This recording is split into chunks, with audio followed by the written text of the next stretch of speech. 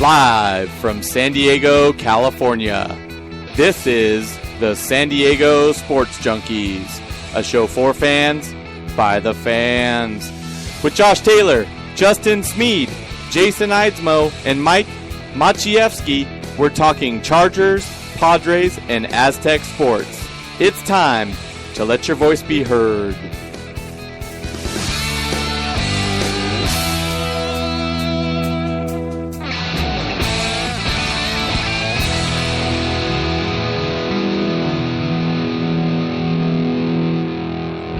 What's up, you sports junkies? This is Josh from the San Diego Sports Junkies, a show for fans. By the fans. With Justin, Jason, and Mike, we want to thank you into our weekly podcast.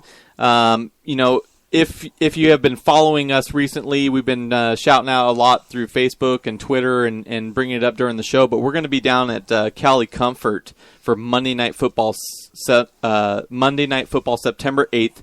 The show's going to start at 6 p.m., we want you guys to come down there. Big Brian was down there. We had Jake Hefner from BoltBeat.com came down all the way from the OC. We want you guys to come up to us, put a headset on, and interact with us. We're a show for fans, by the fans. There you go. And, we want to make sure that you guys are interacting with us every step of the way, including tonight's show. In the chat room, via Twitter, send us your questions, Chargers, Padres, or Aztecs men's basketball. We're going to touch a little bit of everything. We also are going to have some prizes that we're going to be giving away at Cali Comfort. In the heart of Spring Valley off of Troy Street, we got a Donald Butler signed football that we're going to be giving away, along with other prizes. So get down there early. We're going to be giving out some raffle tickets. Make sure you get your raffle tickets, and hopefully you win some prizes. Guys, I'm really, really, really excited that preseason is over and we can move on to the regular season. Can you guys believe tomorrow is the first game? I mean, I don't care who's playing. I really don't care. Lions, Browns, I don't give a crap. It's just give me some football and meaningful football. I feel like we've been treading water for the last 3 months, Yes. Just talking about everything that we could. Agree with you. Waiting for the season to start. So, Monday, Charger season starts Monday. It's fun to go watch a game at a bar. It is. Come to Cali Comfort. If you've never been there before to watch a game, the experience is absolutely unbelievable. Mikey can attest to the fishbowl margaritas. Fishbowl. That was a fishbowl when he left there. Just the smell of the food, the barbecue. I highly, highly recommend the County Fair. County Fair The sandwich. County Fair toasted sourdough with pulled pork and mac and cheese. Oh, my God. Throw some jalapenos on it. Yep. It's to die for. It's really, really good. It's like a grilled pork, mac and cheese, Heaven. cheese sandwich. It's heaven. And the thing that was kind of interesting when I was there is they have great customer service. They do. Yes. Everybody was so nice. Like any waitress or waiter that would come by would come talk to us, talk some smack, whatever. Yeah, that's right, because there was a 49ers. One of the waitresses there was a 49ers fan when we were there last, and she was so talking a little smack with us. And they're always great. They give you good recommendations. But everybody goes to the sports bar, watches a game. Just come watch it with us. Come to Cali Comfort. And interact, be part of the show. Let your voice be heard. Absolutely. Absolutely. And the owner, Sean, comes around. He was interacting with people, too. He's a You really, guys really think cool that, guy. and if you think that atmosphere was cool, I mean, wait till Monday night kicks off. That place will be rocking and rolling, and especially with the Monday Night Football game in front of ours. Right. We're gonna see some belligerent fans. It'll be fun. We'll be seeing some drinks flying. Maybe another fishbowl from Mikey. There's no maybe about that. Okay, no maybes here. Maybe I'll have two this time, and we'll have to wheel them out in a cart or something. Yeah. But absolutely, Justin's correct. The preseason had a great turnout, but Monday Night Football in general is going to have a great turnout, just from, the stragglers to the people that are coming there to, interact with us and be a part of this event. Sean, the owner, is a huge, huge Chargers fan. He's a season ticket holder. He travels every year to a game. And what a better place if you're a Charger fan or a San Diego sports fan to go to a facility that's run by a diehard San Diego fan. Cater to the fans. He really caters to the San Diego sports fans in general.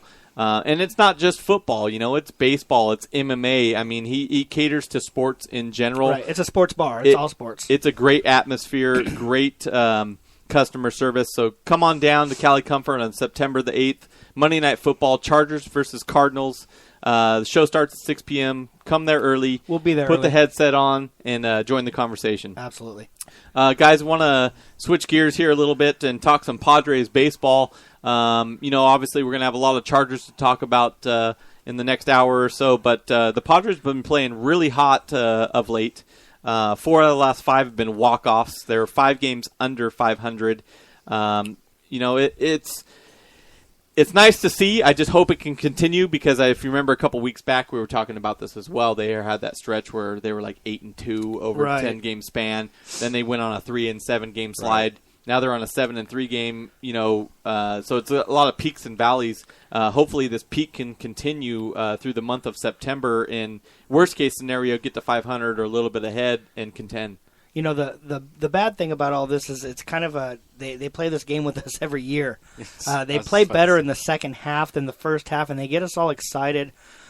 One great thing about the Chargers in the second half is at least they've been exciting. Right. When we give up a run, it seems like our starting pitching has been giving up early runs and then putting it together and not giving up runs late.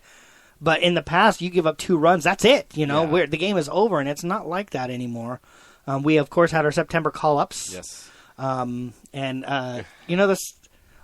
There's somebody that Justin was kind of high on that got called up. Who is that, Justin? Oh, it's this guy.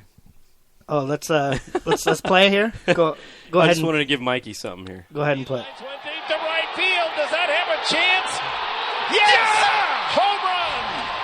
Spangenberg, a walk-off home run to win it 2-1. Now, whether he's Spangenberg or Spangenberg or Spankenberg. Who cares? I like Spankenberg. Spanking it over the fence. The funny thing is, when they called him up, Mikey was very opinionated. Now, Well, he had a real good I hate to opinion throw on you it. under the bus, but that's kind of what we do. You don't here. hate it. You don't hate it. You're right. We I definitely don't hate it because you guys give me crap all the time. And I'm going to tell you, Mike's probably right. However, there's only been 2 games, Right. and after 2 games, he couldn't have been more wrong. Right? About, It's a small sample He was size. really, really complaining that Spangenberg. There you go. Spangenberg has no power. He's never shown any power on any level he's ever played, which is all true, I'm sure. Mikey does a pretty good job researching stuff like that. And he, first game, he got the game-winning hit with 2 RBIs. And He I golfed don't it care out of if there. it was a dribbler or not through the infield. In the box score, it's a line drive. Absolutely. And then his second game, and it's a win. yes, and it's a win. And then his second game, he hits the game-winning home run. And let me tell you, the guy swung out of his shoes, Right. put every single bit he had into it, and he barely took it out of right field. Right. But to us, in the box score, it's a bomb. Right. And so after 2 games, Spangenberg looks like he's on pace to hit maybe 81 home runs this season. Go ahead there, Mikey. Well, if history has taught us anything, he'll probably have a brand new contract. An extension for 4 years tomorrow. Stop it. No. We have a new GM. Remember, there's a new GM. Yeah, tell you, his decision making has been great. Pump the brakes, my friend. That's actually pretty funny. I wasn't expecting that. You know what, though? You know what's a good sign, though? When is the Just signed last... him to a 6-year contract. When's the last time we've had a first-round pick come up here and do anything. and do anything? So, Where was I'm gonna Mikey, give- for I'm that, gonna- I'm excited. I'm going to Yeah, give you guys we'll a take it. Darren and say pump your brakes. Yes, you're right. And Oh, I know. Oh, we're not- I know we're We're not. not going to have a I know. statue No, out front. I We're know. just excited. Well, I don't about know, it. man. Steele can get a plaza. I mean, he can get a Spangenberg. Oh. yeah. Spangenberg Court.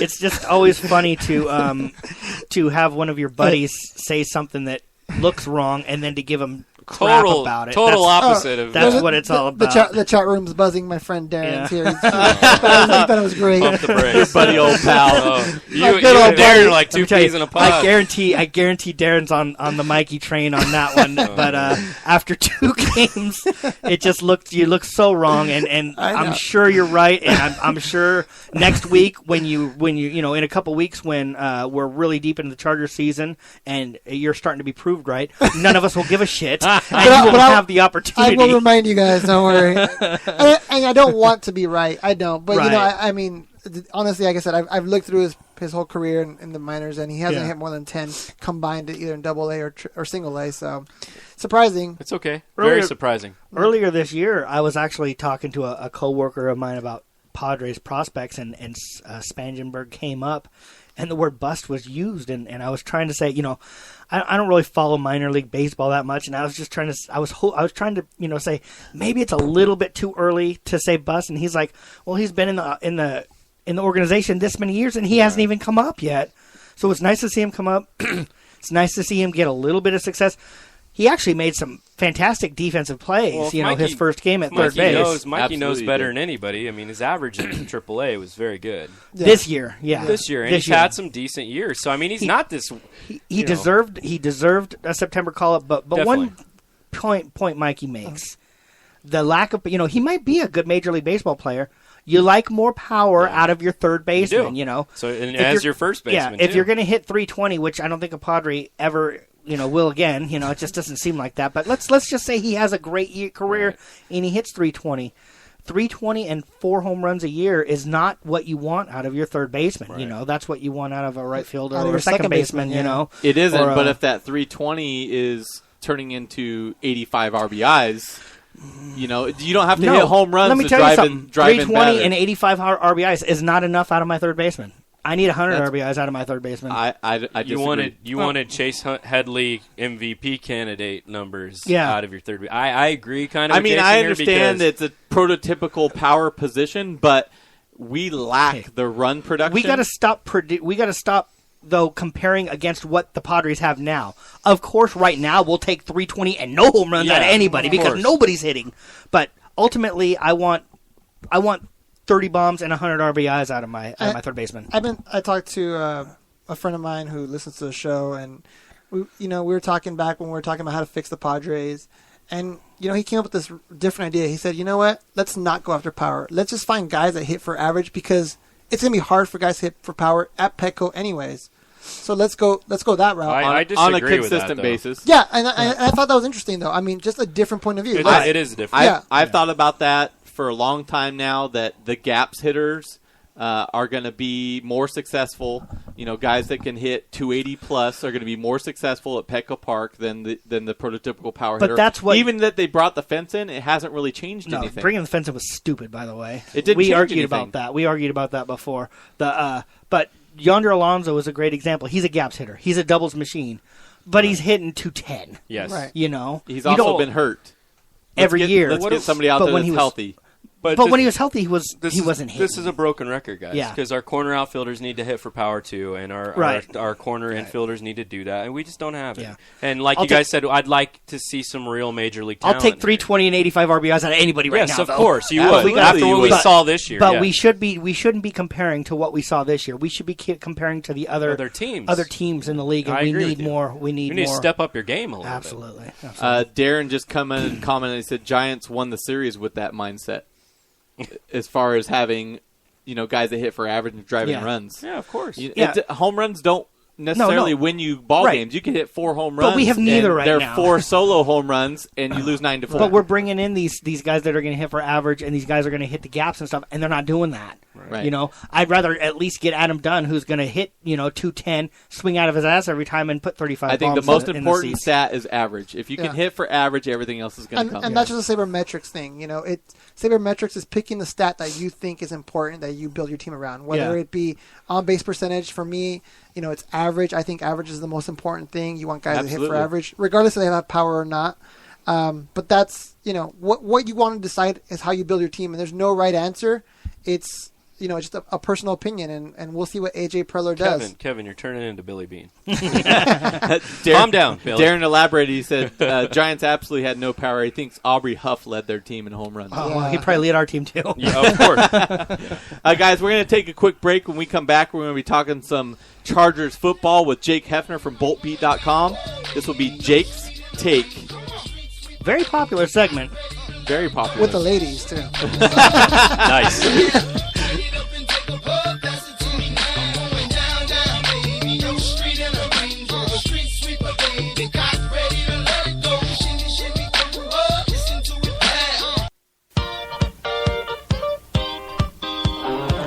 Hey everybody, Jason from the San Diego Sports Junkies.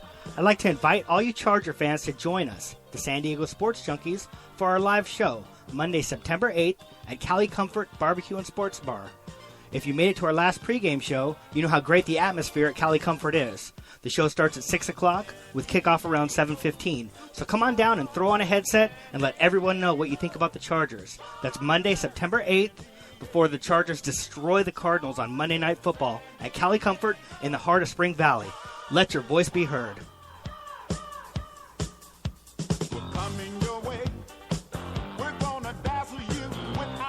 Do you need help with your business project that is due? Maybe you need business cards to help your business stand out. We at San Diego Sports Junkies got you covered. SK Digital Imaging can do it all. Give our buddy Sean K a call, 858-408-0732. SK Digital Imaging, from business cards to the bigger projects, SK Digital Imaging and our buddy Sean K will get your printing done right.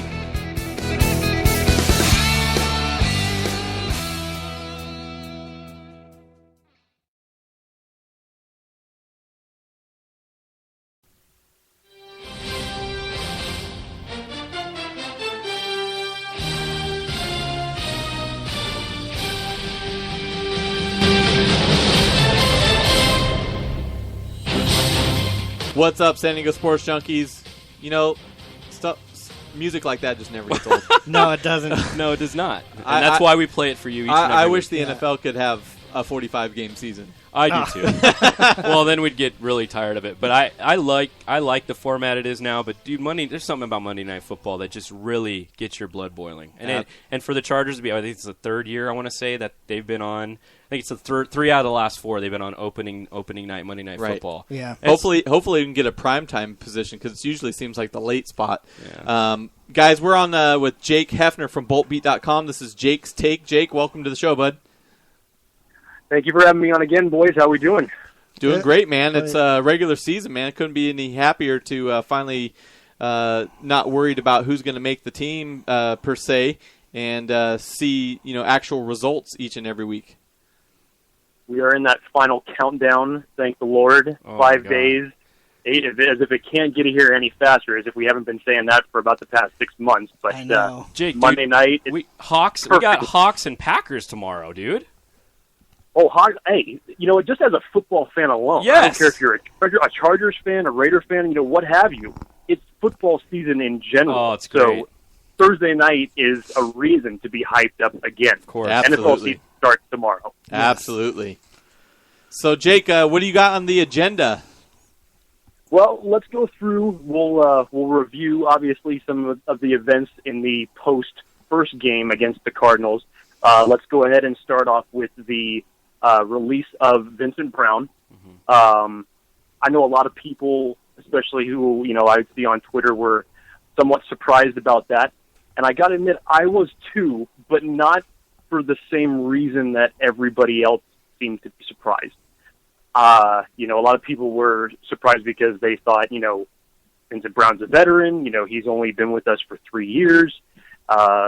He's done a lot of production, rather than bringing up these rookie wide receivers. And, we had been talking about it the last couple of weeks and just what we had expected to see if he was going to be cut or not, because with the rise of Dontrell Inman into the wide receiver category and still keeping Sage Yaratutu, we had talked about the camaraderie that Vincent had with Phillip Rivers and having that veteran presence there and that trust. I was more surprised just for the fact, and I hate to say it almost in a good way, but I was shocked that the organization just went ahead and went through with it. My expectations were that they were going to keep him for those reasons alone, not necessarily that he was going to produce, but just for the mere fact, you can almost call it a la A.J. Smith-esque, if you will, that you'll just keep him on there because he's part of your payroll, or you haven't really gotten a chance to see him produce yet. And it reminded me of the situation with Derek Cox, where you had somebody who Tom Telesco brought in as a free agent and got rid of him after a year and admitted his mistake. Yeah. And to me, it's another layer of that where, Vince was in an unfortunate situation where he did not get a chance to really perform in the preseason, went down early in training camp, was not able to get back onto the field. And the Chargers saw production where they were getting it from elsewhere, and they decided to make a move based on production alone. And it's more of those, what have you done for me lately type of scenarios. And I got to say, I just like the attitude that Tom Telesco has in that regard. And while it's a bittersweet to see Vincent Brown no longer on the team, it's nice to see that, it's basically almost putting players on notice that, this is the type of thing that's going to happen. This is the unfortunate nature of the business. But if you cannot come in here and produce, somebody else will get the opportunity to. And if they take that opportunity in their hands and they run with it, then unfortunately you're going to be left without a job. But it's a great just culture change. Again, I'm not trying to downplay the unhappiness that I am for not seeing 86 out there on the field anymore, but it just shows you more of the culture nature that has changed within the Chargers organization. Because I really truly believe in my heart that A.J. Smith would not have done something like this. And for Tom Telesco doing it, it's almost just like a better focus that he has and a better grip that he has on the team and evaluating talent. So while it's a bittersweet to see Vincent Brown gone, Dontrell Inman, who a lot of people were praising in the preseason, continued it last Thursday. And I hope that he gets an opportunity to get mixed into the starting role with Phillip Rivers and make something happen on the offense. Jake, Jason here. I actually agree with you on the Telesco point. With Derek Cox, and then also, if you remember, he brought in Max Starks last year too. Two players that Telesco was willing to admit were bad signings, and it did not work out. And he had no problem releasing them instead of holding on to them and trying to prove to everybody how smart he is. Mm-hmm. Yeah, that's another great example. And even though Vincent Brown was not part of the Telesco regime, he was still an A.J. Smith pick. Again, it just goes back to production. You want players on your team that that are going to come and make an impact and produce. And Vince just got into an unfortunate situation where his biggest season was really his first. Even though the stats weren't mind blowing, but it showed what he could do. Towards the end of that season, and he continued to show flashes of what he did down there in San Diego State. His second year, he came out with a bang in the preseason until he busted his ankle, and he was done for the rest of the season. And then last year just seemed completely phased out of the offense with the emergence of Keenan Allen. And, again, you give someone enough time and, you can't make the most of your opportunity, somebody else will. So it's the unfortunate nature of the NFL in all regards. Another thing about Vincent Brown that I think might have gone into their decision to put him on IR, and I guess they technically didn't release him because nobody claimed him, so he's on our IR. Is he's been a notoriously slow healer. I remember his first year he had the hamstring issue. And I think that's why we didn't see him till towards the end of the year. We got to see what he could do towards the end because he finally healed up from that. Of course, the broken ankle. And then, if you remember, we put him on the IR with designation to return. And we all thought, we're going to see him week 10. And each week came by, and he never got better, and he never got better, and he never got better. So with him being hurt again with the calf at the beginning and then never seeing him again, I think that went into a little bit of it also. Yeah, I mean, again, no question. I mean, from what I heard, they're still planning on coming to an injury settlement with him, and who knows for at least this season what the future is going to hold for him. If he will at some point be able to sign with another team at what point, because the rumor was that he was close to practicing again at no certain time was designated, but It's completely up in the air right now for Vincent Brown. We could see him on a different team this season, or we may not see him at all this season. But for him, he was he was never a guy who complained. Never a guy who at least didn't put the effort into making things work for himself. So for his sake, all the best to him, and I actually hope that he latches on with the team elsewhere. Yeah, I agree totally, Jake. Obviously he has skills, and being a native San Diego and going to San Diego State, we definitely want to see him succeed. It's a bummer it won't be here in San Diego, but hopefully he can get on the mend and show somebody what he can do, get a second chance, and make the best of it. With that said, what's next on your docket? Well, let's go with how quickly things can change in a month. And for Brad Sorensen, that is a lot. We're not carrying the 3 quarterbacks like we had predicted early in the preseason. We're only keeping 2 with Rivers and Clemens. Sorensen, unfortunately, he kind of got caught in the short end of the stick. And I thought about it on Thursday when I was watching the game. And, you go out, you have a great game against Dallas, first game of the preseason. You got to go up then against 3 of the best defenses in the league in Seattle, San Francisco, and Arizona. You had 2 of your worst games going into Seattle, and then going to Candlestick Park against San Francisco. You did not perform well. And then Arizona. Levi Stadium. Yes, Levi Stadium. Thank you. It's no longer Candlestick. I know. It's a transition. That's right. And then I just thought, oh, man, we're playing Arizona next week as well. So, of course, the offense is going to be completely vanilla. And Brad Sorensen just really – he never got a shot to really even air the ball out in that entire second half. It was all just run. And I just thought, oh, what an unfortunate situation for him. So when you have your last chance to really, prove something to the coaches, you're in a position where you can't give away too much on your offense because of the unfortunate fall of the schedule.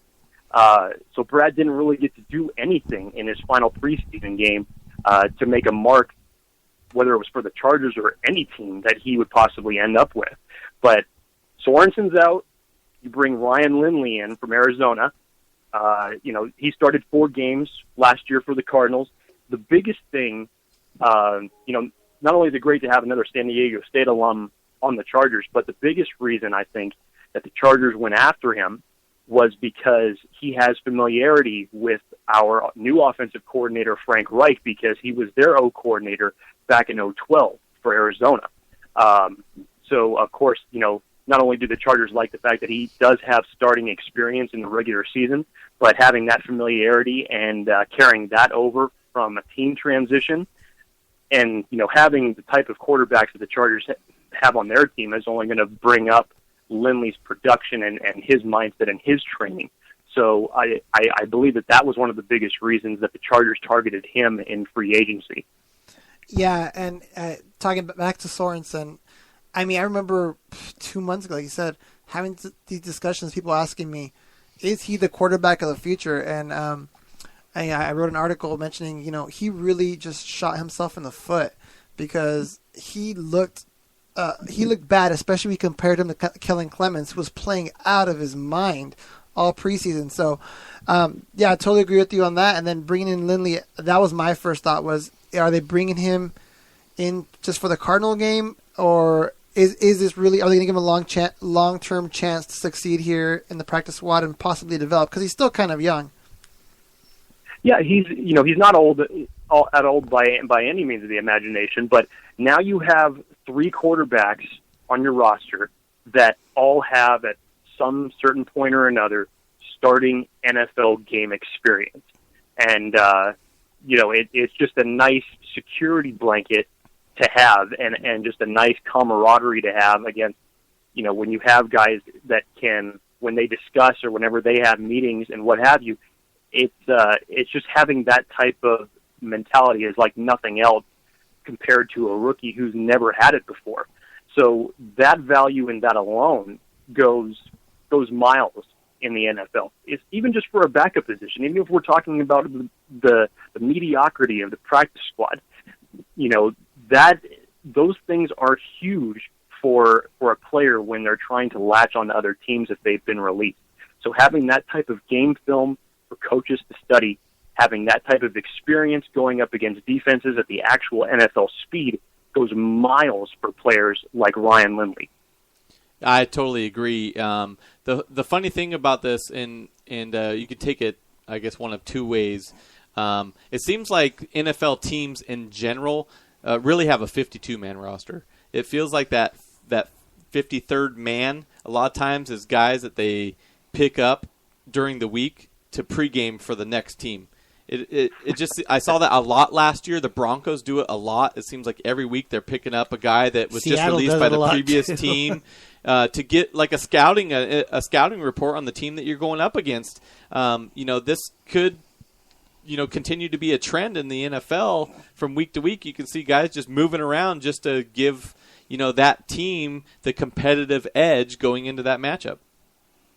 Well, yeah, it's completely valid, and I think you're absolutely right. It is definitely a trend. I mean, Thomas Kaiser was picked up by Arizona when we released him on waivers. So you just see it's another example of a team that's doing that and trying to get that type of intelligence on a week in and a week out basis. It doesn't always work. It's not foolproof, but trying to find that competitive edge is just another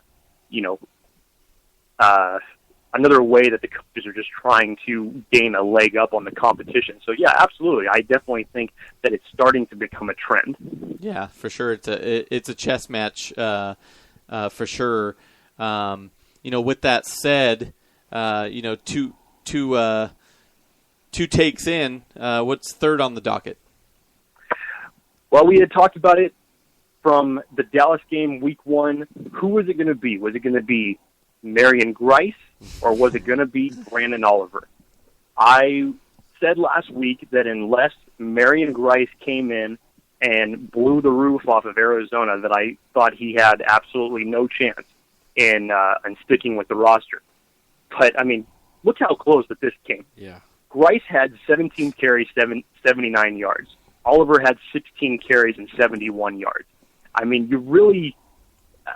It's really, in all honesty, a difference of one carry between those guys as far as their yardage production in that game. And I think that the coaches really focused, especially on the offensive side of the ball, because they really wanted to know what it was that they had. They knew that was one of the most competitive battles going into the final preseason game, and they ended up keeping both of them. I thought Grice did a great job in the final preseason game. I thought he did exactly what he needed to do. And I know that, it's been about 50-50 a little bit between, especially from the fan standpoint, as far as who they believed was going to be the better running back. When you see Brandon Oliver in the Darren Sproles type of mold, of course everybody's going to, gravitate towards the little guy.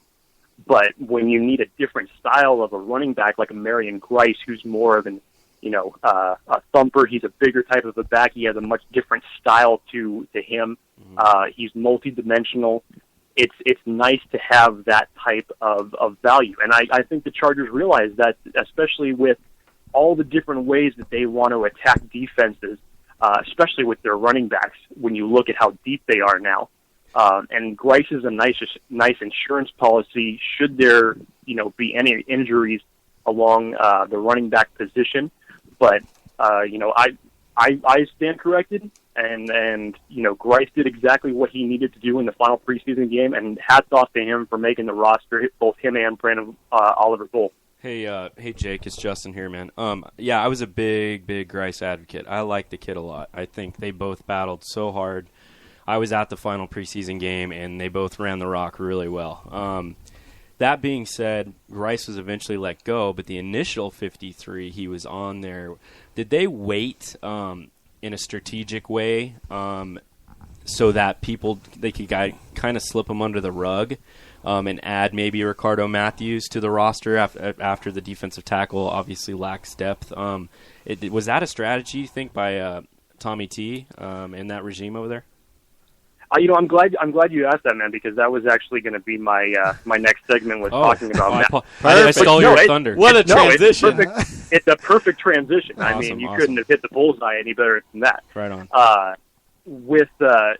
It was a little bit of a strategy, and I think it was a little bit of a little bit of the unknown, because if you remember the first day of cuts, Right. the Chargers let go right off the bat Joe Kruger and Doug Worthington, when you already knew that they were really thin around the defensive line.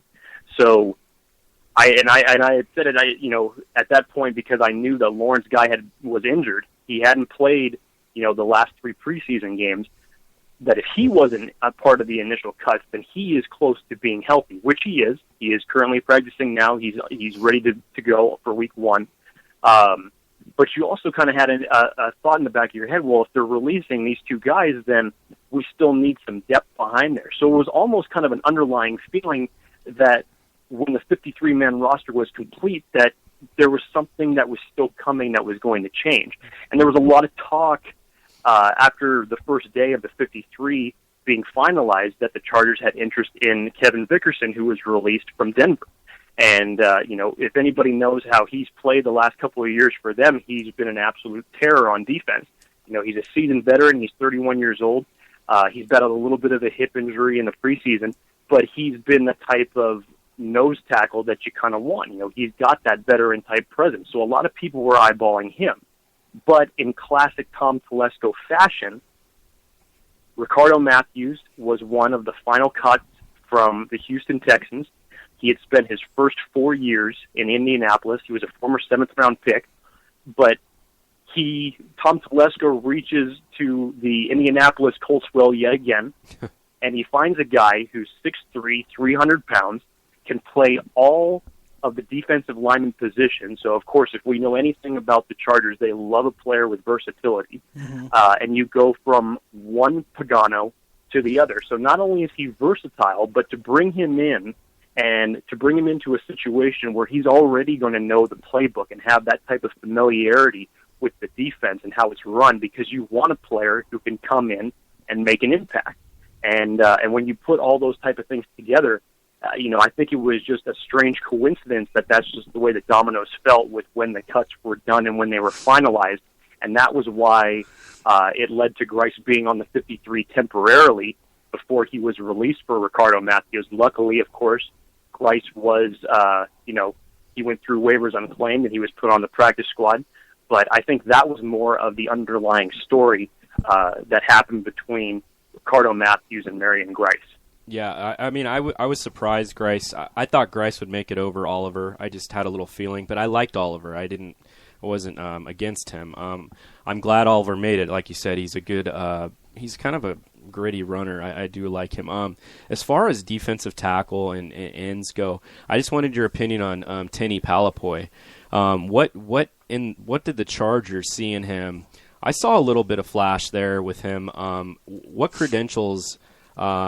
What skill set does Palapoy come with here with the Chargers being on the 53? He's an intriguing guy, undrafted free agent rookie, makes the team here. I know we lack depth, but what was it that they really liked?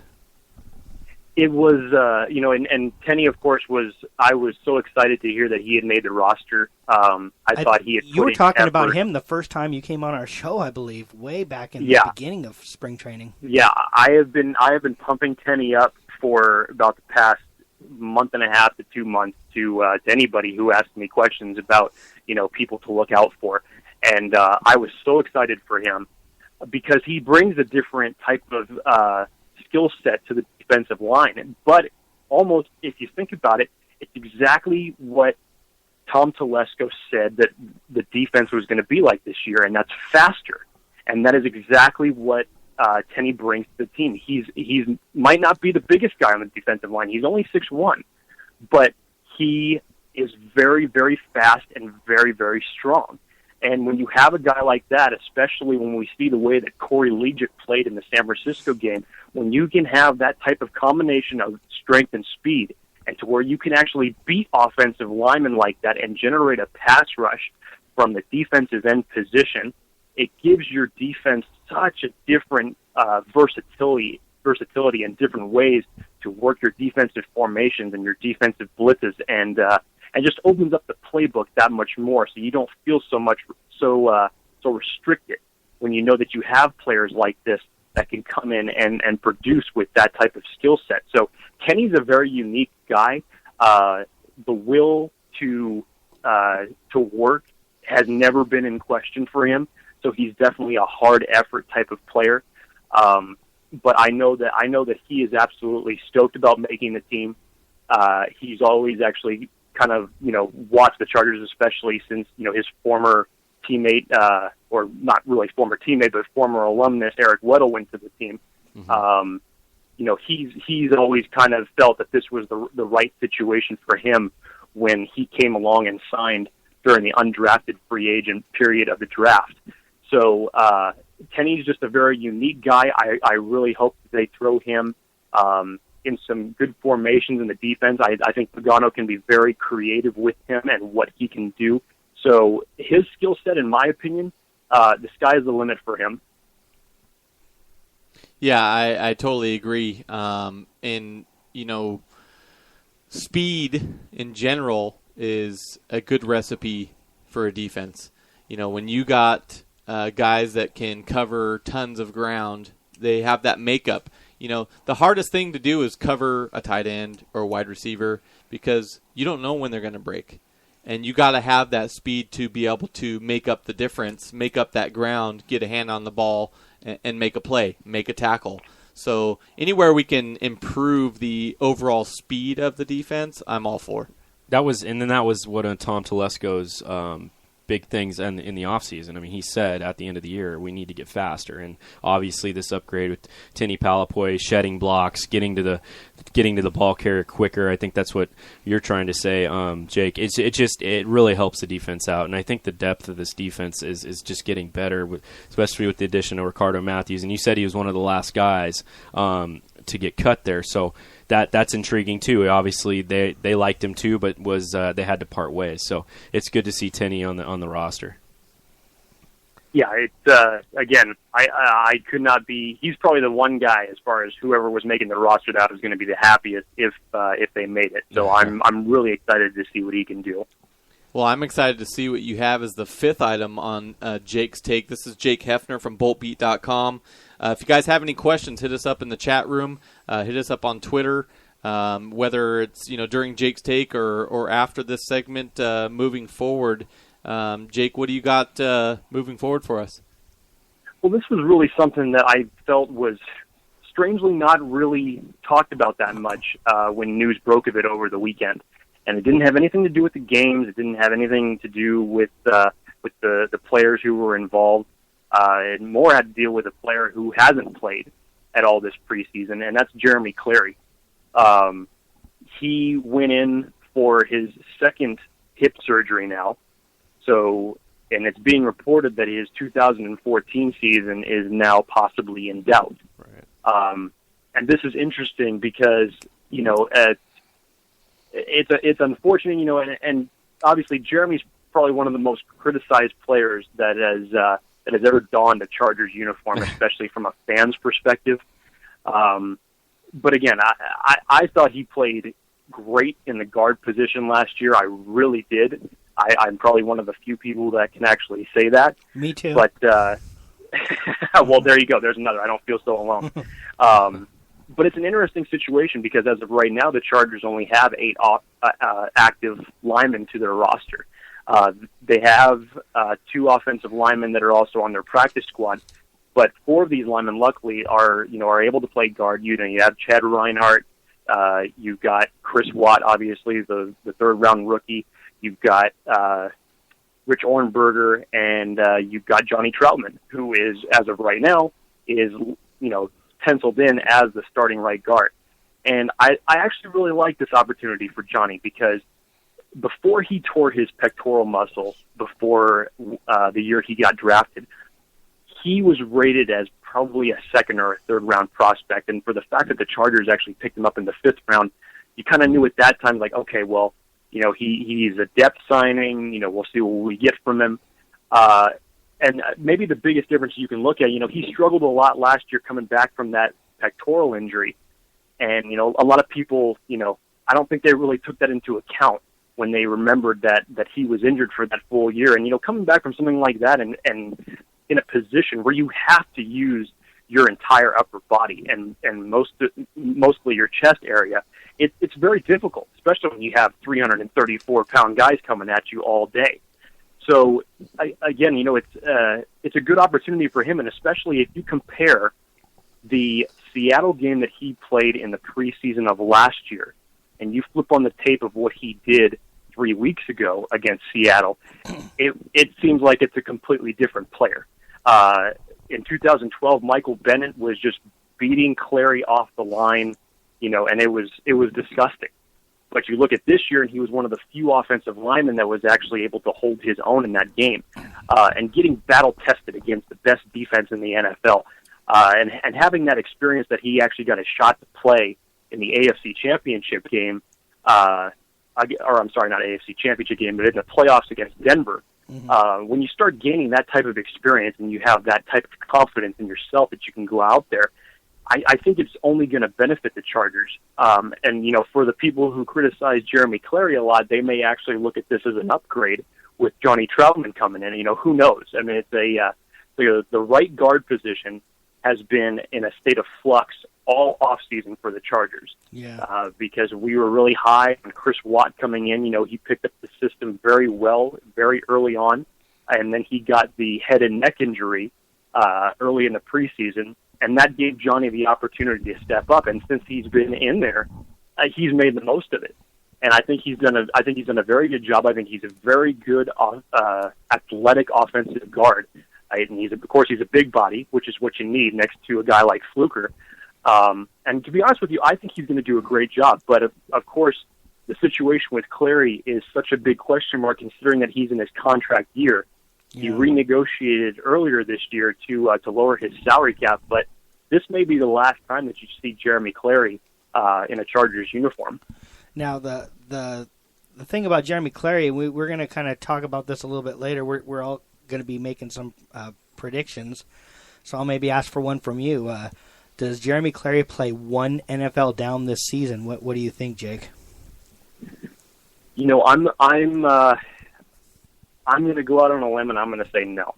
No. And I'm going to say that strictly because having two hip injuries for a guard that you have to move your feet and be light on your feet against fast defensive ends. You have to have that smooth transition in your hips in the very area that he's injured at. And when you haven't put in that type of practice time and gotten your physical reps and your game speed down, even for a veteran like him, it doesn't matter. He's not an Antonio Gates who can go an extended period of time without practice and go out there his first game back and produce. It's just not like that for offensive linemen. You don't get to see the evolutions of the defenses that you're playing.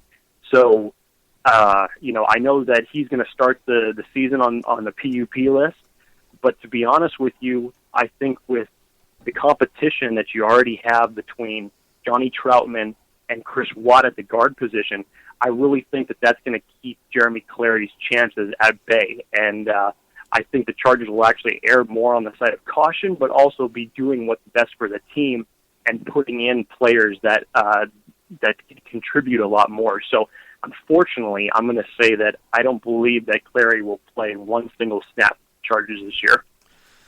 Jake, I have a question here on Twitter, and I actually was kind of curious myself, so I'm glad they asked it. Someone asked it. And what are your thoughts on the team captains that were announced?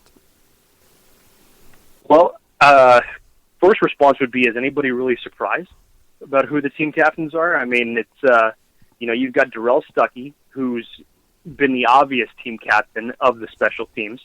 You've got Phillip Rivers, captain of the offense, Nick Hardwick, one of the toughest offensive linemen in the league, and then you have Eric Weddle as your secondary captain. I mean, that shouldn't be shocking to anybody. The good thing about it is that I think with the players that you have named as your captains, their leadership and their impact is already trickling down into the rest of the players that are on the roster. Again, we touched on this here and there over the last couple of weeks that I felt like, we had talked about how much of a linchpin Dwight Freeney was to this team and what he meant to the team. But you're seeing the leadership qualities come into the likes of Corey Legit, and you're seeing the leadership, qualities come into players like Eddie Royal, and you're seeing this type of impact, and it's just more of an overall change in the culture of the Chargers and just what they mean to each other as teammates, and what they believe in the organization. So while I'm not surprised about who the team captains are, I mean, really, they couldn't have picked any better captains than those four individuals right there. Now, Jarrett Johnson this year also was picked as a captain, and Donald Butler was not this year. Should we be reading anything into that, or is that just the way it worked out?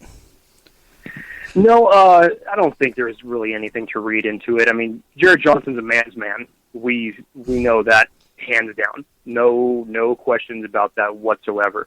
And I apologize that I had forgotten about Jarrett Johnson. Thank you for bringing that up. Well, you're human. But when you look at Jarrett, as far as the linebackers goes, he's really been the one who has been with the unit the longest. And the rapport that he's developed, catching Melvin Ingram in his rookie year, and seeing him develop and coaching him the way he does, and now he's taking Jeremiah Tauch his wing. It just shows the type of, when you go out to training camp and you see Jarrett when he's not practicing, it wouldn't surprise me today when Jarrett retires that you see him on the sidelines as a linebacking coach. He does such a good job of teaching young talent and getting them to understand the proper techniques to use out there on the field. So Jarrett in, Donald out, to me, it doesn't really, there's nothing to be read into there. It just shows you that the value that the players see for their captains and what they mean to the team. And again, Donald Butler, in my opinion, is still one of the captains of the team, even though it's not official. Right. But the veteran presence that Donald brings, again, is just another impact of that whole leadership role just trickling down into other players. So I couldn't be happier with the five guys that they chose to be captains. The nice thing that I see from Jarrett Johnson when they do show him, and you got to see it a lot, during spring training, if the linebackers made a play or if they didn't make a play, when they came off the field, he was the first person to greet them, grab them by the face mask, pump them up or tell them to get their head in the game. And I think that's what you kind of need out of a leader. It's easier to hear it from a peer than it is from a coach sometimes. So from Jarrett Johnson grabbing the guy and say, hey, you missed that block, do this next time. Or, hey, way to go, get into the quarterback.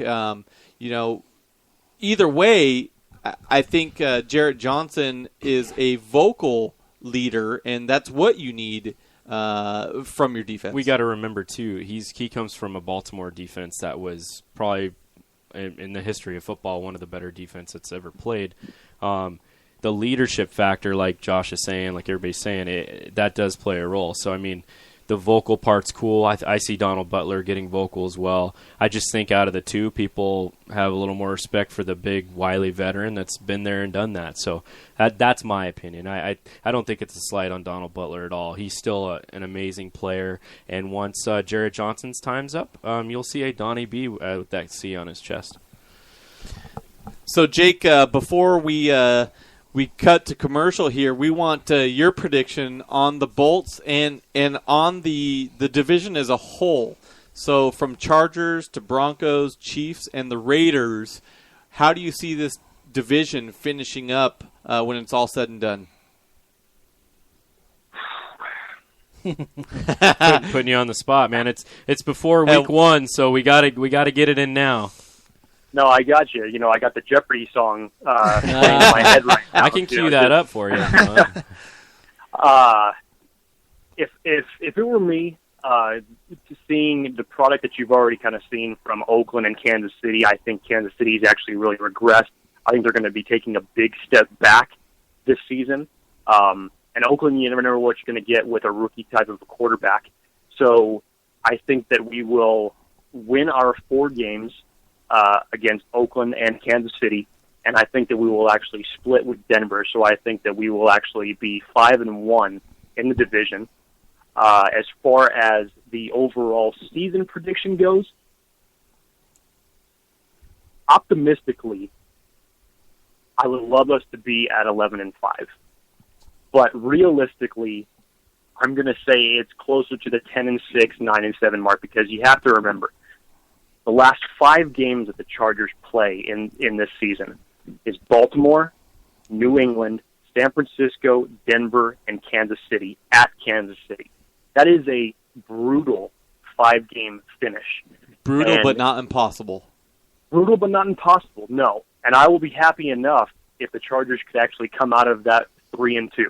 That would be, to me, a victory in that retrospect. Hey, Jake. But that has to mean that the Chargers hit the ground running to start the season and keep the mojo flowing right from the get-go. So Monday night against Arizona, you come out and you handle your business, and then we have some revenge factors to take care of 2 weeks from now against Seattle in our at the Q. Hey, Jake, now for the hard-hitting questions we like to ask every week. What will the temperature be at kickoff for that?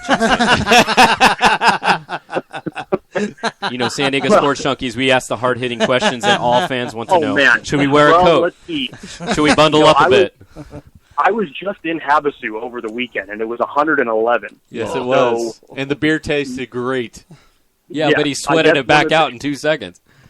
Yeah, the best part about it was that I really couldn't feel the temperature because I was in the water, and of course the great thing about the alcoholic beverage is that it can numb your feelings. Right. So it felt a little bit more like 78, but in that type of a dome atmosphere at Arizona, it should feel in the low 70s and beautiful weather for a dome Monday night football game.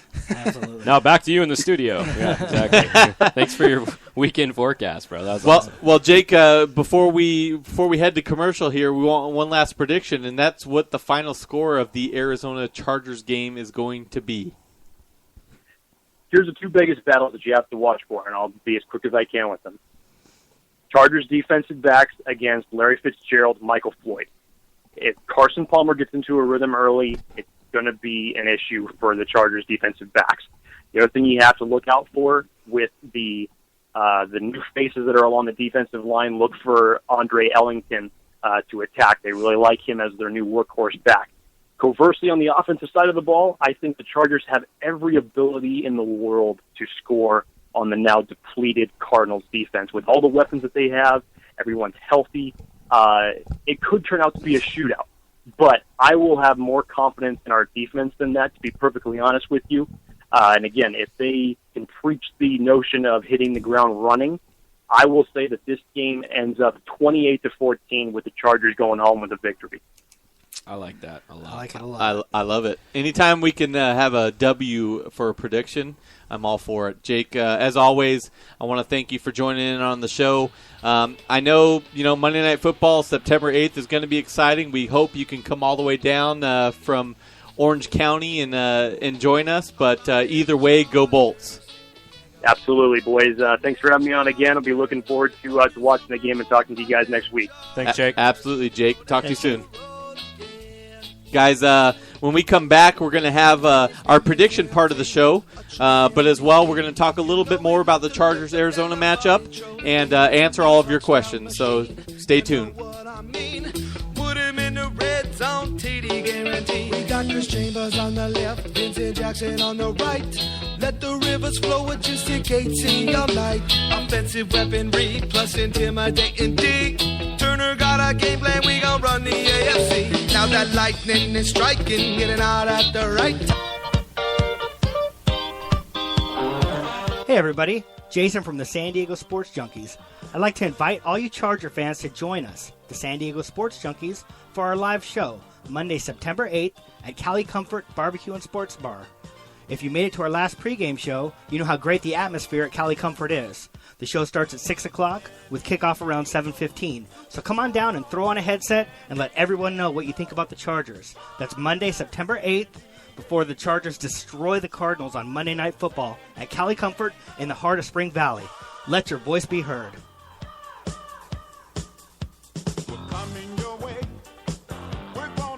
Do you need help with your business project that is due? Maybe you need business cards to help your business stand out. We at San Diego Sports Junkies got you covered. SK Digital Imaging can do it all. Give our buddy Sean K a call, 858-408-0732. SK Digital Imaging, from business cards to the bigger projects, SK Digital Imaging and our buddy Sean K will get your printing done right.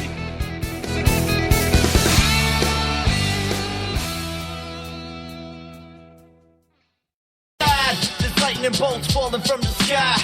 If you're not careful, you might fry. That's no lie.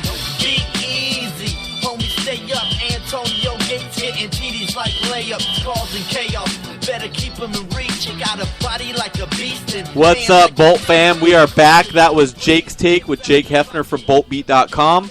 We're going to continue on with the theme of the Chargers and talk some more Bolts against Arizona.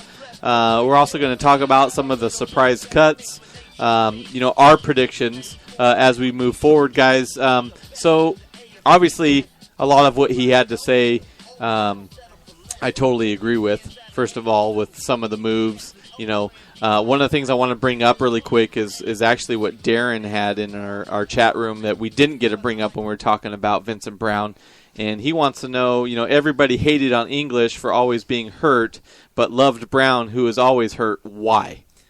I think just there's two things I thought about. Firstly was where he was drafted in the first round, which I know Justin mentioned in the chat room. And secondly, I think also he was one of those picks where A.J. Smith went against the grain, went against conventional wisdom and tried to. He got his guy, right? Yeah, he got his guy, whether it was good value or not. And I think a lot of people it rubbed them the wrong way, thinking that he was smarter than the game, smarter than the valuations that people had on this player. Well, we saw another thing about Vincent Brown is we actually saw at the end of his first season here, we saw glimpses of what he could do. We saw flashes of somebody who could really contribute to this team. Unfortunately for Larry English, we never really got to see any of that. Now, I was never really much of an English hater because Darren says that's his fault. It's not his fault that he can't stay healthy, but that's my point. Is everybody hated on Larry English? It's not his fault that he was drafted in the first round, and it's not his fault that he was hurt all the time. What do the guys have in common though? They both were hurt, right? Yeah, and it's like high pick. Yeah. The difference is where he was picked. I think that's why more people hated on. You have Larry a English. microscope on you when you're a first round pick. I just think you're right. I just think that when they talk about like first round busts and stuff, I think there should actually be two different categories of that. You got I don't know. I mean, I'm a man. I'm 41, so I remember 41 doesn't sound good anymore. I'm a man. I'm 41. I'm gonna just keep saying I'm 40. I'm just gonna say I'm 40. Yeah. I don't know if any of you guys remember the Bengals drafting Kajana Carter. Yeah, as a running from Penn back. State. Yeah, I do. Who was hurt? I mean, he was always hurt. That's not his fault, and people call him a big bust, But I think Kajana Carter and Larry English, that's a different type of bust than, let's say, Russell from the Raiders and Ryan Leaf from the Chargers, and you can go down the list of busts who just flat out didn't play well, and for whatever reason, whether they weren't trying hard, whether they weren't working hard, right? But I think the injury busts should be in a different category, and I think that if a guy doesn't make it as a third round, that happens. When a guy doesn't make it as a first rounder, that's news. I think that's what the difference is. Well, and some players are just injury prone. English and Vincent Brown appear to both be injury prone. Yep. It doesn't matter what. It just seems that they're fragile. Some players are just like that, and that was the take that a lot of people had on Matthews with the collarbone injury. He had a solid year last year. Let's hopefully knock on wood, he'll have another solid year this year, and we won't have to worry about the injury. I don't think solid is fair. I think he had a really good year last year. Agreed. Yeah, he's made up for his. If you watch the games last year, I was talking about this with a guy at work today, and Matthews, when he made a 6-yard run, that was a run that average solid running back was making 1 yard on last year. He earned every fucking yard that guy got last year. And he had a lot of runs where he gained 5 or 6 yards he had got from nothing. And to say he had a solid year, I think is not giving him enough credit. I think just adding to that is, again, where he was drafted, but this is a guy who was not expected to be drafted in the first round, or at least at that pick. On top of that, I mean, these guys are tested by medical staff like crazy. It's not like he comes to the Chargers and all of a sudden he's an injury, he's an injury-prone player. There was someone missed the ball on something, and he shouldn't have been picked at that point because there was a red flag. I refuse to believe there was not a red flag on him for injuries during that evaluation, because those evaluations are very, very detailed. I mean, they find stuff that most doctors don't find at a deep physical or a deep checkup. So there has to be something. Just one quick point, so we don't keep beating a drum here. You got to remember the AJ Smith factor. Nobody likes this guy anyway, or didn't like the guy anyway.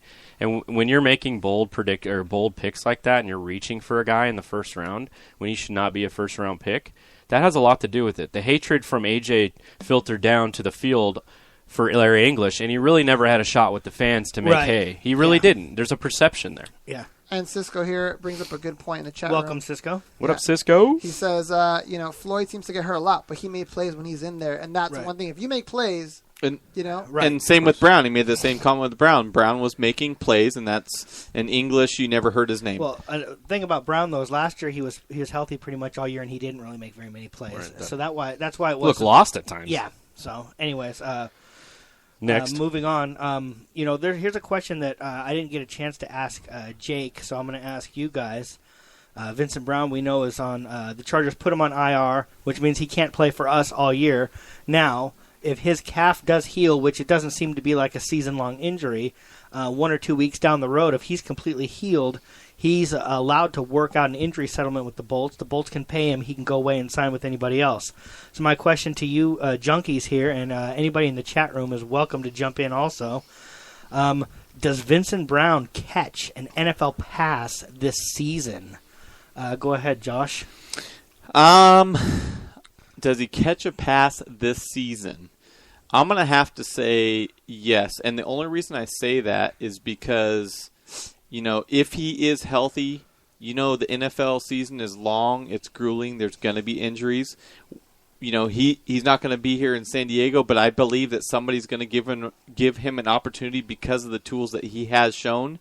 And I do believe that he does make a catch this season. I agree as well. I think he gets onto a roster when he gets healthy, and he's going to be making, even if he slides in as a fifth option for a team that's maybe depleted at wide receiver, he could make an instant contribution. Cisco and I agree he'll make one for another team. Yeah, I agree also. I think that he will. I remember last year, we were really digging around. We ended up finding a little diamond in the rough and Seiya Tutu last year at the end, who didn't, although he made probably one of the biggest catches of the season for any of our guys. Yeah. He made small contributions on offense, big contributions on special teams, and that's a guy that we picked up after we had some injuries. Yeah, prime example. Yeah. Question was posed. The question was, will Vincent Brown make another catch for an NFL team? Darren says no. He might drop one, though. Touche, Darren. Yeah. Touche. You are correct about that. Okay. A couple. You want me to keep going with these other ones? I have one question in Twitter land from Geppetto. He said, are you guys a fan of Richard Marshmallow? And why are the Chargers not in the mix for Go ahead, Mike. Duke Iheanacho from Denver? Yeah, Duke Iheanacho. You're making me hungry with that talk. I gotta answer for that. A couple things. I don't think he's that good anyways, to be honest with you. Iheanacho, as delicious as he sounds. As appetizing yet that is, right? And Richard Marshall has been with the team. You bring somebody else in on the defense, especially back in the secondary, Not that any position is easy, but this isn't like bringing in a defensive lineman. You bring back a safety. He's got to know the defense. And to just bring him in now, by the time he's caught up, right now we need contributions now because Adai has an injury and Marshall's basically holding a spot for Adai. Now, I do think Marshall will be playing a lot of nickel and dime this year. I think that, like we said before, down the stretch he played fantastic. I think he got a little bit bigger and stronger in the offseason. I think we're going to get a lot from him. But we got a guy back there who knows the defense. You just grab a safety off of the street and throw him back there. Hasn't been in the system. Yeah, and Richard Marshall guys played better at the end of the season. Yes. We all could agree on that. So towards the tail end, it was pretty good. Also, I think right now that's not our area of concern. Right. I mean, we really just want to throw depth at the defensive line. Yeah. So, I mean, if we're going to pick up a guy from another team, I think it's to address that area. Right. The safety's not that big of a concern right now. I think, especially yeah, in the and middle there. Pagano's D this year is probably going to be predicated on rotation and getting fresh guys in there. Our back eight, we'll call them, Yeah. is deep. Could be the deepest on Right. positions Well, on the people team. keep saying it. They haven't seen So, a deep team like this. Let's not. We don't need to add to where we're already deep, but that's my answer to that. As far as depth, I kind of want to bring up something. Dwight Freeney, and obviously we'll have our predictions moving forward, but Dwight Freeney with the Bleacher Report was interviewed by Mike Freeman, and he basically was asked a couple questions. One, are the San Diego Chargers a Super Bowl team? And he said, yes, we are. And two, he said that this is the most talented team or teams that he's ever been a part of. And this is coming from a guy that, won a Super Bowl with Peyton Manning. Right. In addition, he went on to say, we have some real depth on defense. This team is stacked. The biggest thing we're trying to do is be more consistent. We're going to play well against the good teams. Don't worry about that, but we need to play better against the teams that aren't so good. Great to hear him say that. What else is he going to say, though? Of course he's going to say we're a Super Bowl team. Of course he's going to say good things about the team. It doesn't make it not true, but, you don't. When's the last time you heard anybody, any player on the team go, I've played on better teams. I don't think that we really have what it takes to get to the Super Bowl. It is great to hear that, and it really sounds like he's really pumped up for this season. For a guy like that to say that with that kind of credentials that Dwight Freeney brings to it, maybe you give a little bit more. Right, and been there, done that. And I'm like you guys, and I know you would agree with me on this. I don't want to pub the Chargers up this year, and we're going to win the Super Bowl. And how many years did we do that for? How long? And it just got old, tired. But I like from a veteran, he's not going, "Hey, we're going to come out and kill the league." It's, "Hey, this team has talent. I've been on other teams comparable to them. This team's got depth," and he likes the directions where it's heading. So that's a great thing. And let's be honest, and we said it all year last year, we were only a few plays from being an 11-5 or 12-4 team last year. So I can see where he's coming from. We're definitely a lot healthier going into the season. We have a lot more depth. So from fans to players to media, there's a reason to be excited about this team. All right, let's. I got some more predictions here for the season, and when I put these numbers together, Darren contributed to them. These questions. One thing I didn't want to do was I didn't want to ask questions like, is it Keenan Allen going to have 1,000 yards receiving? Because we all want to say yes to all that stuff. Yeah, well, we would hope so. Is Yeah. Philip Rivers going to have more than 25 touchdowns? Those are just general. These are all things that we want. So I came up with a little bit more obscure stuff. Dontrell Inman, over under 10 catches this year. Can I start? Yes. Okay, over, and I think he blows that out of the water, and he has at least 40 catches this year. Okay, can somebody mark the tape? Yeah, so here. we can. I'll mark it right here on my Okay. sheet. Okay. Dontrell. I'm keeping track of this because we're gonna put these on there. What do you think, Josh?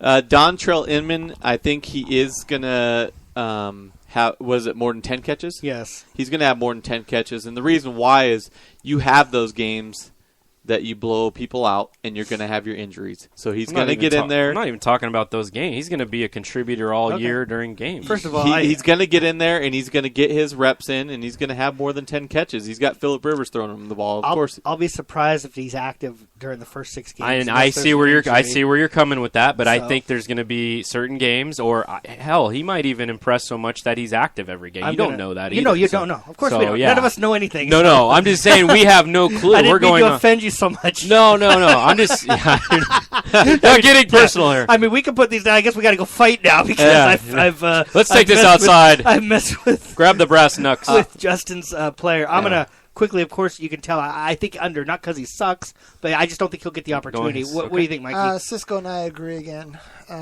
Over. Cisco says plus 20 plus. Okay. I just say 10 plus. Okay. Yeah. Chris, I'm going to only say his name the way they want it said once because I feel ridiculous. Chris DeVries. Don't say it like that. Just sounds so ridiculous. Apparently that's the way it's pronounced, but I'm going to go back to Davis because that's just what I'm going to do. Chris Davis, who was I mean, were we all surprised that he made the final 53? I was kind of surprised. I was I mean, not that he didn't. I guess his coverage skills in practice and stuff were really good. He didn't really show me a whole lot returning the ball. Maybe they liked preseason, but there's definitely something that they liked about him. I was a little bit surprised. I'm not upset that he made the team. I was just a little bit surprised. I'm just upset at how they pronounce his name. So that sucks. So my guess is he might get some return opportunities, but my first question, I actually got 2 on him.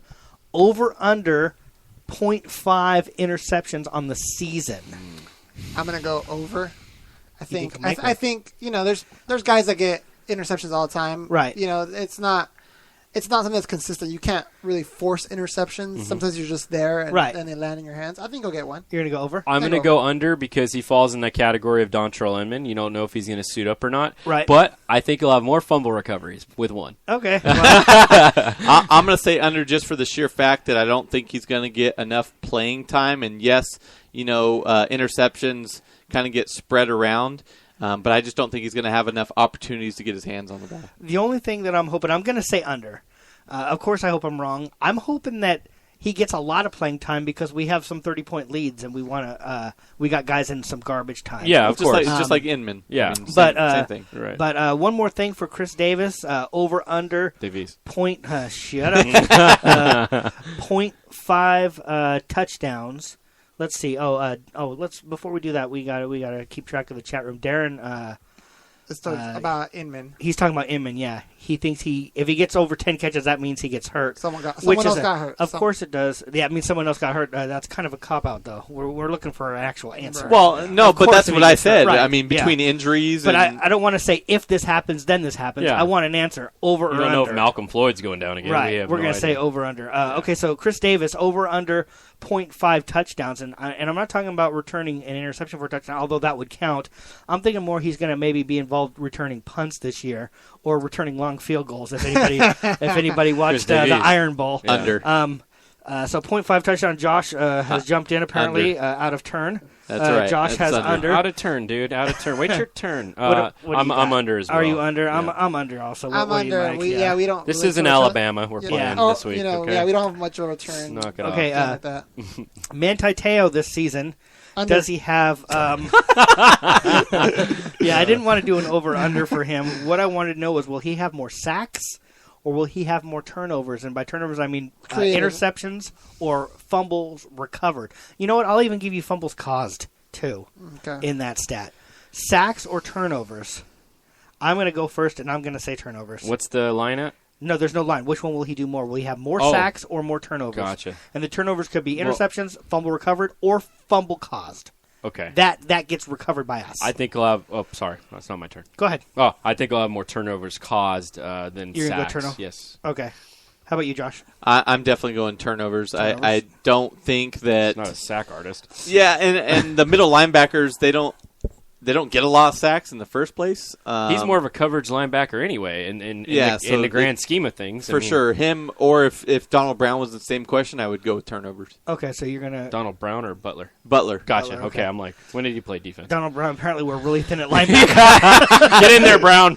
What do you say, Mikey? I'm going to go turnovers. Turnovers, yeah. but you're taking the under also. I'm taking the under on that. Okay, this one comes from Darren. Let's see here. Make sure nobody's asked. Okay, who has more touchdowns this year, Gates or Green? Mikey gets to go first. Gates. I think as much as we think Green is ready, I don't think it's going to be that dramatic of a transition where all of a sudden he is top tight end on our team. Is it mine? Or you go ahead. Yeah, Josh. You go ahead. I think it's Green. I think there's a changing of the guard. I said it in my my standout in the article, which you can catch on SanDiegoSportsJunkies.com. I think he's just too talented. I mean, he's that prototypical, wide receiver / tight end type. He's going to get a lot of chances. He seems to have a lot of yards after the catch, so I think it's definitely going to be Green over Gates. Yeah, I'm going to go Green by a couple, but I think the time is going to be split so evenly with these two. I don't see much difference. I see the yardage being similar and the touchdowns being similar because these two can flat out play. Gates is still Gates, and Green's just the emerging star. So I'd go with Green on that. Well, of course, on this one, Mikey and I are both right because I'm going to say Antonio Gates as well. Yes. I think he's going to have more touchdowns. I think you guys are going to be surprised. I think everybody's writing Gates off. No way. And I think Green's going to have a There's really just big a year. Young guy coming right behind. And I think Green is going to have a couple games where he really just I think that's what it's going to explodes. kind of be even all But year. I think Gates is going to be more consistent. I think we're going to get more touchdowns out of him. One quick question before you move on from Twitter, from Geppetto. He said, if one of our receivers gets hurt, God forbid, who's the next man up, Inman or Tutu? Inman. Tutu. Inman. I think it's Tutu. Tutu's your guy that's your special teams I see what you guys are saying. He has more experience. He's NFL ready. Right. I think Inman's the more dynamic player. Yeah. And especially if that player going out is Eddie Royal. Okay. I think that could be Inman. So That's a good. Yeah. I guess it also depends on who it is. Yeah. But yeah. So if it's Eddie Royal, I then for sure think it's Inman. What's the height on Inman? 6'5"? He's right around the Malcolm's height, right? 6'4", 6'5". I could guess. Well, it's somewhere in there. That poses a very good threat for Phillip to throw up some deep balls this year. So I think they're really like him. We got to point out this here too. Cisco in the chat room says you're wrong, Josh. How could we let that go? Oh no, sorry, I was. You're wrong, I was falling Josh. asleep on that one. Maybe 1 or 2 more years for Gates. Yeah, Josh, you're wrong. well, Clearly. Yeah, Josh. Yeah, clearly. he can still play 2-3 years. I think that we're giving up on Gates too much. I don't disagree with that. I think Gates is going to be around. I just think that Gates has lost a step. When you see Gates catch the ball, he doesn't run away from people unless he's already beat the coverage. He's 75 years old. He's not going to run away from people. When Green catches the ball, he splits defenders and he takes it to the house. But he's not. He's never been a burner. Right. He's been a possession guy. Never, He's been a go-to guy that makes all the tough catches and gets a little bit of yardage. Gates is going to get a lot of red zone, obviously, shots going his way. He always has. Yeah. But I think Green is going to get his fair share as well because he's a big body to throw to. Well, you saw what Green did last year. And he has the yards after catch. Splits defenders. All right, Malcolm Floyd, over or under 7 touchdowns this season? That one's from Darren as well. 7 touchdowns. We'll call it 6.5 just to make it so we can... politically correct for Vegas. Yeah, so we can make it count. 6.5 touchdowns for Floyd. I'm going to start out, and I'm going to say under. And not because Malcolm Floyd's not good, and not because I have a little bit of concern for a 16-game season out of Floyd, but also we have a lot of weapons on this offense, and there's a lot of touchdowns to spread around, and I think Matthews is going to get a lot more touchdowns this year than before. What do you say, Mikey? I'm going to go ahead and say under. Again, I think touchdowns are just this thing you really can't predict, but saying that, I also think we have more, like you said, more of a running game, a 3-headed monster there. So you're going to see a lot more running touchdowns. Plus, he really excels on the the close ones where you just throw it up to him. If it's not going to Gates, you can kind of count it in for Floyd. We'll finish this off, and then we'll go to the chat room. It's under for me. So under for you. Under for me. Okay. There's How about you, Josh? No reason. I think it's over, and I think it's over just for the sheer fact that he's that big body. Yeah. If you remember when Vincent Jackson was here, especially, Malcolm Floyd goes up and gets the ball, and that's what Phillip Rivers loves. He knows if he throws it up there, Malcolm Floyd's going to go up there and fight for it and bring it down. So I think it's going to be over. Going back to the last question, more touchdowns or more for Gates or Green? Darren in the chat room, what did he say there, Mike? Do you have that up he said Gates more TDs, Green more yards, and Cisco agreed with him. Yeah. I actually like that. That's kind of what I said. I mean, they're going to be even. I think I think the yards are going to be very similar. They're going to get both of their touches. That's kind of what we said is Gates is going to have the more steady, consistent year, and Green is going to be like a roller coaster. He's going to have a fantastic game and then I don't want to say a bad game, but he's just going to have mediocre some games where he really contributes and games where he's just not as involved. Last one that I have, and if you guys want to throw anything out there after this one, Freeney or Ingram, who will have more sacks this season? Go ahead, Mike. As my breakout player of the year, I'm going with Melvin Ingram. Yeah, definitely. I mean, he has so much potential. I think he finally delivers on that potential. I'm going to go with the old man staying healthy. Okay. Dwight Freeney. Yep. All right. What do you got? I'm going with Ingram just for the opposite of what Justin's saying. You better hope Freeney leads the team in sacks this year. I hope you're right. For our sake. I hope you're right, but I think he's more there's a bigger chance of him getting injured than Ingram, so that's why I'm going to go with Ingram. Oh, we're just doing it predicated on we're hoping they're healthy. We're not talking injury here. Yeah. I'm going to say Freeney, and the reason why I'm going to say Freeney is I think that's really what their only thing they're going to be asking him to do. Cisco says whoever doesn't get hurt. Okay. Yeah, right. I think Freeney is actually going to only be asked to come in and rush the passer, where Ingram's going to have more responsibilities. Ingram's going to be playing first and second down and third down. I had one for you guys, and I'll just throw it out to you. I've been thinking about this. You guys mentioned it, three-headed monster. Danny Woodhead, over under 1,000 total purpose yards catching and running the football, and I'll sprinkle in under or over 5 TDs. So go with the first one, over or under 1,000 all-purpose yards. For who again? Danny Woodhead. With this running game that we have. Because it's passing and receiving. He had 800 yards receiving last year, didn't he? Uh-huh. And 600 yards rushing? So with this three-headed monster, you're going to go over, under for total yards. I still think it's over. I haven't seen enough out of Brown to think that he's going to take any time away from Woodhead, if that makes any sense. Right. So, but you're going to say over? Yeah, I think it's over. I'm saying over also. I actually think that his rushing yards will be really close. I think he'll have fewer attempts. Right. Same yards. And I think he'll go over 1,000 all-purpose. Mike? I'm saying over. Why are we even having this discussion? Okay. Well, I don't know. Okay, no. It's over by a lot. Why? You know why I'm asking? Because everybody's so hell-bent on this three-headed monster, and does it take time away? And I've heard people, he's not going to be the fantasy guy this year. Okay, I understand that, but I'd like to pose the question to you guys because that's out there. I don't think it's going to be the three-headed monster everybody thinks, to be honest with you. Not that Brown's not going to contribute. Ronnie Brown contributed last year. Right. But I've said this before, and I'm going to keep saying it. Donald Brown was brought in here to replace Ronnie Brown. Yeah. We need to stop thinking that, now he's the solution. He's the solution to the problem that was our third running back last year. Yeah. That's what that's what we've improved on. So, now, we didn't get an opportunity really in the preseason to see because he didn't really show a whole lot in the preseason. But I don't think he's going to get a whole lot of play. Cisco, of course, here we go. It's going to be hard on yardage just because of the three-headed monster. I like it, though. But that's what everybody's been but saying. At the same time, he thinks he's going to go over on TDs. Cisco, that's exactly why I wanted to ask. It's like everybody's saying the same thing. Cisco didn't think you were an idiot for asking that. No. Mike did. I thought Mike thinks I'm a loser over here. Like, sorry, man. I won't ask dumb questions. Why don't you go home?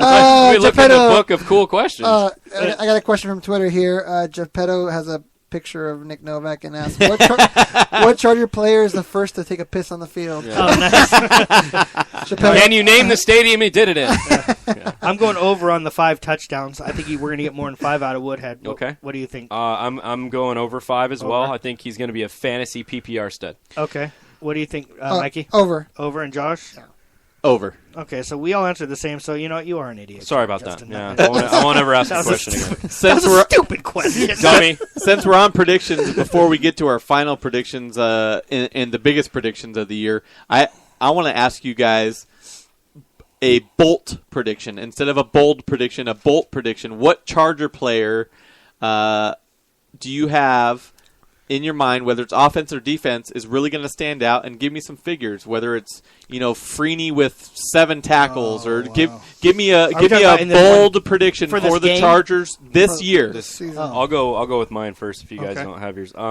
My guy will be Donald Butler this year. He will stamp his claim on a Pro Bowl and show the league that what we already know, he can be one of those game-changing type of players, and he proved that in a playoff game last year with the strip fumble, made a huge play. Those are the kind of plays Donnie Butler can make, and I think he stamps his Pro Bowl ticket this year. So he's my standout guy. I'm going to continue riding the Melvin Ingram train. I hope you're right. I hope they're both on the train. And here, since a bolt prediction, I'm going to say 5 forced fumbles. Wow. Whoa. Okay. Man. All right. 5. Just 5, huh? What about 7? Justin or Jason? You go ahead, because I'm still thinking. Not a lot of faith in the guy. So again, I already posed it in my article, but I'm gonna stick with Ladarius Green and 700+ receiving yards and 6+ touchdowns. I like the way you think. That's my bold I like prediction. it a lot. All right, I'm just writing it down. Don't write it down. Mine is going to be Jerry. God bless you. I think he's going to have over 6 sacks this year, which normally you would think 6 sacks isn't For a that rookie, it much. is. But I actually think that, especially the way that the season starts for him, I think that he is going to have over 6 sacks. That's what I love Darren. Darren's prediction. Bold Bold prediction. hold on. 24 wins, MVP. Yeah, and suck it, Justin. Yeah, hashtag suck it. Which actually brings me to the next point, guys. First of all, Darren wrote a great article on the website where he kind of brought this up. So when I saw it, I wasn't surprised. If you guys have an article, right on the website, San Diego SportsJunkies.com. Also, right now, we're looking for you guys' bold predictions. Send them over to our Twitter, our Facebook. Let us know what you think. We're trying to get an article together collecting fans' bold predictions. So let us know what you think. Give us your prediction, either for the team or for a player. Let your voice be heard. And for Hula out there and Chargers Pride, Geppetto, and the rest of the Bolt fam, hashtag Spinaroonie. Oh, that's that'll right. bring it back to get that trending now. So- Get that trending. Yeah, at SoCal Trav, too. Absolutely. Spinaroonie. Do we have enough time? Do we want to do our predictions for the final records? Or let's do we want close to do that it on out. Monday? Let's all Okay. just close out the go, final predictions. Let's go around Okay. and then just everybody name the whole division off, and we'll just go one by one. Okay. You want me to start first? Sure. Okay. AFC West predictions this year. I have the Denver Donkeys at 11-5, winning the division barely by a smidge. They still are the kings of the West, unfortunately. I don't think we have enough in the tank to win the AFC West championship. I think we slide in there at 10-6 for second place. Kansas City falls back a notch this year. Their record is not very easy like it was last year, where they rattled off like 9 in a row. Oakland actually gets one more win than they usually do. They get 5. Or wait, no, they usually get 2, right? What was it? I don't know what they get usually. I'm going with 5. I think the rookie Carr can actually light up Oakland a little bit. Maybe give them a fresher breath there. They're not terrible, but they're not good either. No, they're terrible. So they're in the cellar. terrible. They're in the cellar at 5-11, and that's I have the Chargers and Broncos both getting into the playoffs, obviously. Before I do mine real quick, Cisco jumped in for his bold prediction as the entire defense, more turnovers and giving up less passing and rushing yards. So he has the defense pretty much improving in every facet of the game. I love it. I love it, too. That'll be up on the article this week, Cisco. Thanks. Okay, nice. Thanks, Cisco. My records, I'm going to be a little bit more optimistic. I have the Chargers going 11-5, and I have the Broncos going 11-5. And I also have both of us splitting the games against each other, so I'm not quite sure how they're going to figure. Stop rolling your eyes, Justin. Come back to earth. Come back to earth, please. I have the Chiefs going 8-8. I wanted to pick them 7-9, but I'm going 8-8 with the Chiefs. And I have the Raiders going, with their commitment to excellence, going 4-12. Perfect. You're right. Yeah, same shit. I got the Broncos winning the division as well, as much as I hate to say it. I just look at it as a schedule point. I just think their schedule's just a tad bit easier than ours. I got the Chargers at 10-6, and that's a week's 10-6. I think we could easily go 11-5. We just got to take care of business against the teams that we have to beat. I got the Chiefs at 7-9. I think they take a big step back. And I got the Faders at 4-12, and 4. I'm really stretching for 4. What did you have the Broncos at? What was their record? 11-5. 11-5. Okay. I got the Broncos at 12-4. I got the Chiefs. Wow. At, Get your knee pads out for Peyton, huh? Yeah. Oh boy. 12 and Wes Welker suspended 4 games. Oh, okay. Then make it 12-4. All right.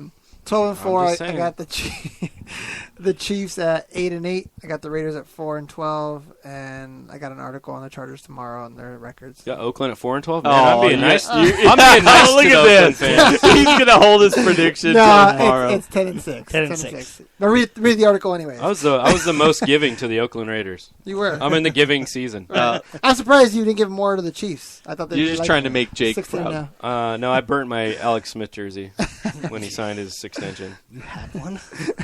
No, I didn't. Geppetto wants to say to the fellows at San Diego Sports Junkies, great show as always. Game time is days away. See you in Arizona. Hashtag Thunder Thugs. Hashtag Spinneroonie. Nice. Yeah, and Get Spinneroonie going. yeah, and let's get people out there talking Chargers, man. It's coming Monday. Interact with us. Yeah. Let us know your thoughts. Cali Come out to Comfort. Cali Comfort. If you're not going to Arizona, then there's no reason why we should not see you at Cali Comfort. Yeah. And if you're going to Arizona, have fun in that heat. Yeah. Suck it. No, I'm just kidding. I'm just playing. No, it's going to be nice to be at Cali Comfort. We have a bold prediction from Darren. He's got the Broncos sucking at 6-10. Nice. Shut up. Darren, you call in right now, young man, and explain yourself. No, Is Peyton going down? How great would that? I'm almost on board with him and the fact that I'm tired of everybody sucking off the Broncos, man. I know. They're going to come back to earth. They have to come back to earth. I agree. You I know? agree. I only gave him 11-5. It's Peyton Manning. We still know Peyton Manning's got it. And See you at Cali Comfort also, Cisco, he says. and you know one other thing, we don't even talk about this. They upgraded their defense You better tremendously. be there, tremendously. Cisco. So did we. FYI. So did we. Well, I know. I'm just saying. So, yeah, come out to Cali Comfort and throw on a headset. And Well, don't throw it on. Place it on. They're very Yeah, expensive. they are kind of expensive. Don't be throwing around our equipment or you're fired. You're fired. So, again, that's Cali Comfort. That's Monday Night Football, September 8th. The show starts at 6 p.m. Come talk it up with us and win some prizes. We got a Donald Butler signed football and other prizes to give away. So come on down to Cali Comfort, have some county fare. Have some great beer, throw on a headset, and let's talk some Chargers football. Go Bolts. Absolutely. Go Bolts. We'll see you guys on Monday. This is the San Diego Sports Junkies, a show for fans. By the fans. Bolt up! Bolt up, bitch.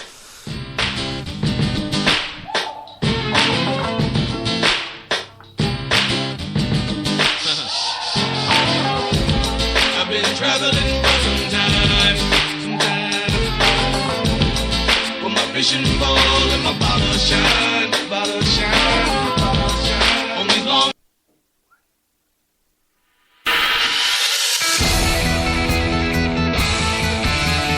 Thank you for listening to the San Diego Sports Junkies, a show for fans, by the fans. Brought to you by Cali Comfort, home of the Low and Slow Barbecue, and SK Digital Imaging, with Josh Taylor, Justin Smead, Jason Eidsmo, and Mike Maciejewski. Subscribe to us on iHeartRadio, on Spreaker, and on iTunes. Visit SanDiegoSportsJunkies.com for all your Chargers, Padres, and Aztecs news.